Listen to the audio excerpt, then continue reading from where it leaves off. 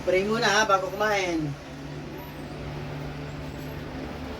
Panginoon, magandang tanghali po sa inyo. Muli po na namin kayo papasalamat. Ang biyaya na pinagkalog niyo po sa amin sa mga sandaling ito. Bigyan niyo pa po kami ng maraming mga blessing. Pinupuri po namin kayo. Amen.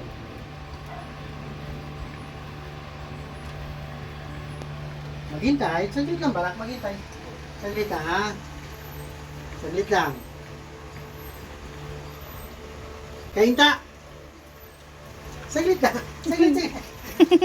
O, kain na. Sige, kain na. Ayun, dito kain na. Gusto nila ng ulam nila. Ang ulam po nila ay tinolang manok. Ayan, may malunggay po yung kanilang ulam. Manok na may malunggay. Ayan. Mas gusto talaga nila yung salo-salo sa isang plato. Gracia. Hindi yan sa'yo, Gracia. Kahit may kanya-kanya po silang plato, nagsasalo-salo pa rin sila. Tingnan nyo po yung dalawa dun bulilit namin. Magkasalo pa rin. Ayan. Hindi ka naman ng aking plato. Tulad na ito, si Gracia, sumalo kay Janelle. Ginel. Ay, Si Si Grace, kinuha yung pagkain niya. Sige, yan. Pero makikita nyo naman po, kahit magkakasalo sila, hindi sila nag-aaway. Ayan po ang kanilang tanghalian. Sa magtatanong po kung ilan sila, 17 po silang lahat. Gracia. Ayaw mo na yan. Salo na kayo dalawa. Mas magana silang kumain kapag salo-salo. Solo. Si Baby tumatawid pa, hindi pa ubos yung pagkain niya eh. Mamaya ka na. Si Ginel dyan.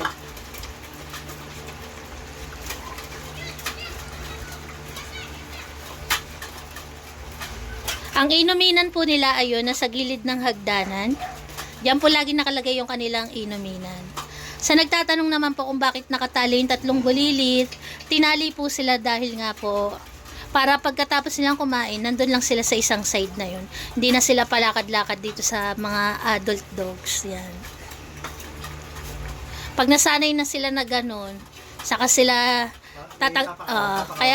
saka sila hindi na itatali habang kumakain. Sa ngayon po, sinasanay pa silang mag-behave. Ganyan muna yung training nila. Kaya nakatali sila.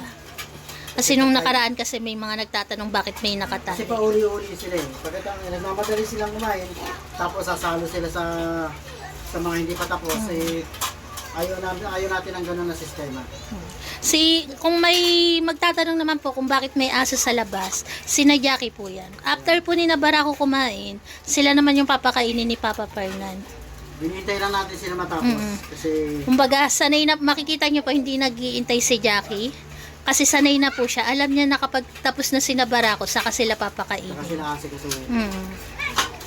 Ayan, okay na po ang kanilang tanghalian. Ayan, simot sarap ang kanilang tanghalian. Simot sarap na, marami pa mga nangangatid bahay. Hindi po sa nagtatanong kung kulang po yung pagkain nila, tama lang po yan. Sakto na po sa kanila sa takal. Lahat po yan, pare-pareha sila ng dami. Kaya wala pong kandyan. Talagang may mabilis lang kumain at talagang may mahinhin kumain. Pero nakakatulong naman yung kahit pagsalo-salo kasi Mas gumagana mas silang gumagana kumain. silang kumain. Kumaga nagtukan sila, paligsahan sila. Nagpaparamihan ng makain. Kaya yan po, tapos na po silang kumain. Muli po kami muli po kami nagpapasalamat sa lahat na magkakagusto ng aming video. Maraming po salamat. God bless. Okay ka ma. Ayan. Malinis na yung plato kahit di na iligpit. Ayan po, God bless po sa ating lahat.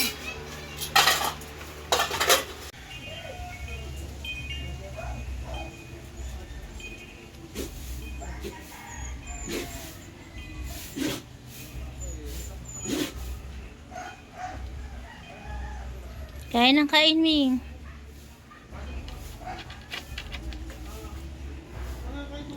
Kain ng kain kayo.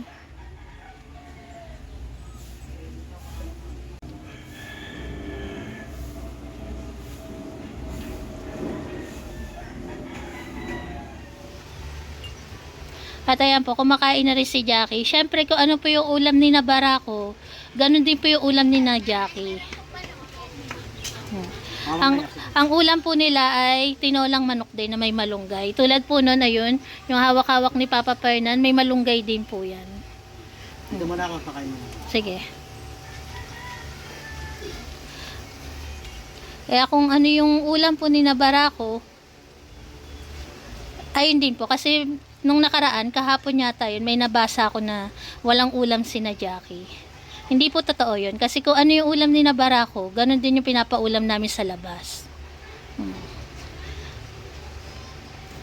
Hindi naman po nila kakainin yan kapag puro kanin lang po yung pinapakain namin sa kanila. Siyempre gusto rin po namin maranasan kung ano yung ulam ni na Barako, matikman din nila. Kaya ayan po. Kita nyo naman magana rin kumain si Mina at si Jackie. Bali sila na lang pong dalawang mag-ina ang aming pinapakain. Tapos yung iba po na pinapakain ni Fernan, mga nakatali po.